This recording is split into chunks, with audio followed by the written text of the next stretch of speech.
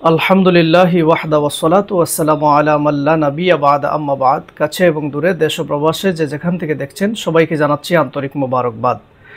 বেশ কয়েকজন ভাই একটি ভিডিও পাঠিয়েছেন এবং ভিডিওটি ব্যাপকভাবে সোশ্যাল মিডিয়া ঘুরপাক খাচ্ছে। চলুন আমরা ভিডিওটি দেখে আসি। সে কইছে দোয়া করেন নবীর রওজাটা দেখে যেন মরতে পারি, মানে তার উদ্দেশ্য হলো ওইটা। আর পয়লা গড়বড় হয়ে গেল না, তার হজেই তো গড়বড় হয়ে গেল পয়লা। মানে ওইটা তো কোনো মুসলমানের কোনো উদ্দেশ্য হইতে পারে না যে নবীর রওজা যেন দেখতে পারি, এটা উদ্দেশ্য হইতে পারে না। কি বলছেন, মসজিদ নববীতে যদি আপনি এমনি যান, ক্যাজুয়ালি যান, মসজিদ নবীর ফজিলত আছে সেই জন্য যদি যান, আপনার সময় আছে, তাহলে আপনি অবশ্যই জিয়ারত করে আসবেন, সেটা হলো অন্য কথা। এই মুরব্বী রসুল পাক সাল্লাল্লাহু আলাইহি ওয়াসাল্লামের জিয়ারত থেকে মানুষকে বঞ্চিত করার জন্য ইবলিসের দায়িত্ব পালন করছে। ইবলিসের প্রথম সারির শিষ্য এই লোক বলেছে নবীর রওজা দেখবে, এটা নাকি কোনো মুসলমানের উদ্দেশ্য হইতে পারে না, নাউযুবিল্লাহ। আর আমি বলছি এই ধরনের কথা কোনো মুসলমান বলতে পারে না। এই লোক ইনিয়ে বিনিয়ে এই ধরনের কথা বলে মানুষকে রসুল পাক সাল্লাল্লাহু আলাইহি ওয়াসাল্লামের জিয়ারত থেকে বিমুখ করার চেষ্টা করছে। কিন্তু এই মালাউন জানে না এটা কখনোই সম্ভব নয়। আরে বেটা ইবলিসের মুরিদ, এটা বুঝো না যে মক্কা দামি হয়েছে আমার রসুল পাক সাল্লাল্লাহু আলাইহি ওয়াসাল্লামের চুয়ায়, মদিনা দামি হয়েছে আমার রসুল পাক সাল্লাল্লাহু আলাইহি ওয়াসাল্লামের চুয়ায়, সব কিছু দামি হয়েছে আমার রসুল পাক সাল্লাল্লাহু আলাইহি ওয়াসাল্লামের কারণে। ইনিয়ে বিনিয়ে এই ধরনের কথা বলে মানুষকে রসুল পাক সাল্লাল্লাহু আলাইহি ওয়াসাল্লামের জিয়ারত থেকে বিমুখ করার চেষ্টা করছো, এটা কখনোই সম্ভব নয়। প্রিয় দর্শক, চলুন আমরা একটি হাদিস দেখে আসি। এই কিতাবটির নাম হচ্ছে আশ-শিফা বিতারিফি হুকুকিল মুস্তাফা। ইমাম কাজী ইয়াজ রাহিমাহুল্লাহ তিনি আশ-শিফা বিতারিফি হুকুকিল মুস্তাফার মধ্যে একটি হাদিস উল্লেখ করেছেন। হাদিসটি হযরত আনাস ইবনে মালিক রাদিয়াল্লাহু তাআলা আনহু থেকে বর্ণিত। রাসূল পাক সাল্লাল্লাহু আলাইহি ওয়াসাল্লাম ইরশাদ করেন, মান জারানি ফিল মাদিনাতি মুহতাসিবান কানা ফি জিওয়ারি ওয়া কুনতু লাহু শাফিআন ইয়াউমাল কিয়ামা।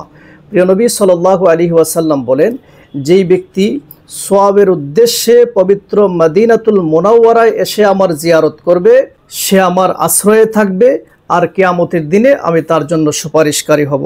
স্পষ্ট হাদিসে মোবারকার মধ্যে এসেছে, প্রিয় নবী সাল্লাল্লাহু আলাইহি ওয়াসাল্লাম বলেছেন, যেই ব্যক্তি সওয়াবের উদ্দেশ্যে পবিত্র মদিনাতুল মুনাওয়ারায় এসে রাসূল পাক সাল্লাল্লাহু আলাইহি ওয়াসাল্লামের জিয়ারত করবে সওয়াবের উদ্দেশ্যে, প্রিয় নবী সাল্লাল্লাহু আলাইহি ওয়াসাল্লাম বলছেন ওই ব্যক্তি প্রিয় নবী সাল্লাল্লাহু আলাইহি ওয়াসাল্লামের আশ্রয়ে থাকবে এবং ওই ব্যক্তিকে প্রিয় নবী সাল্লাল্লাহু আলাইহি ওয়াসাল্লাম কিয়ামতের দিনে সুপারিশ করবেন, তিনি তার জন্য সুপারিশকারী হবেন। সুবহানাল্লাহ।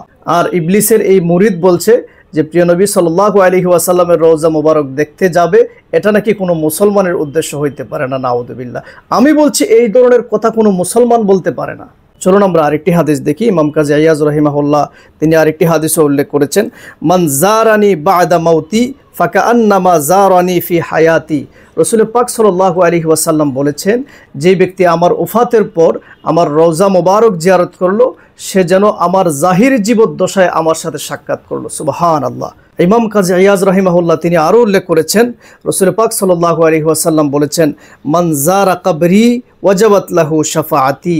রাসূল পাক সাল্লাল্লাহু আলাইহি ওয়াসাল্লাম বলেছেন, যেই ব্যক্তি আমার রওজা মোবারক জিয়ারত করবে তার জন্য আমার শাফাআত ওয়াজিব হয়ে যাবে।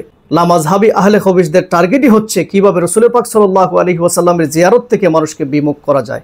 প্রিয় দর্শক, আরেকটি হাদিস লক্ষ্য করুন, যে হাদিসটি শিফাউস সাকাম ফি জিয়ারাতি খাইরিল আনামের মধ্যে ইমাম তকিউদ্দিন সুবকি রহমাতুল্লাহি আলাইহি তিনি উল্লেখ করেছেন, প্রিয় নবী সাল্লাল্লাহু আলাইহি ওয়াসাল্লাম বলেছেন, মান জাআনি যাইরান লা তু'মিলুহু হাজাতুন ইল্লা জিয়ারতি কানা হাক্কান আলাইয়া আন আকুনা লাহু শাফিআন ইয়াউমাল কিয়ামা।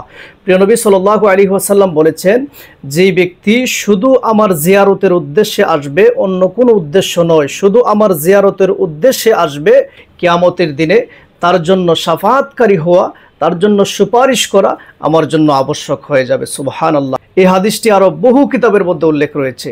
প্রিয় নবী সাল্লাল্লাহু আলাইহি ওয়াসাল্লাম বলছেন কি, আর এই লামাযহাবি আহলে হাদিসরা বলছে কি? আরে বেকুব, তুমি বেশি মুসল্লিগিরি দেখাচ্ছ।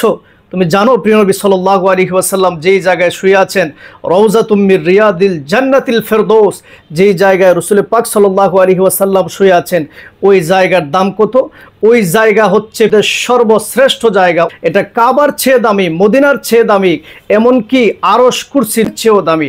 ইমাম কাজী ইয়াজ রাহিমাহুল্লাহ তিনি তার আশ-শিফা বিতারিফি হুকুকিল মুস্তাফার মধ্যে স্পষ্ট উল্লেখ করেছেন, ওয়ালা খিলাফা আন্না মাউদিআ কবরিহি আফদালু বিকাইল আরদ। প্রিয় নবী সাল্লাল্লাহু আলাইহি ওয়াসাল্লামের রওজা মুবারকের স্থান রওজাতুম মির রিয়াদিল জান্নাতিল ফেরদৌস, যেখানে প্রিয় নবী সাল্লাল্লাহু আলাইহি ওয়াসাল্লাম শুয়ে আছেন, জমিনের মধ্যে সর্বোত্তম স্থান হলো প্রিয় নবী সাল্লাল্লাহু আলাইহি ওয়াসাল্লামের রওজা মোবারকের স্থান। এর চেয়ে উত্তম কোনো স্থান হইতে পারে না।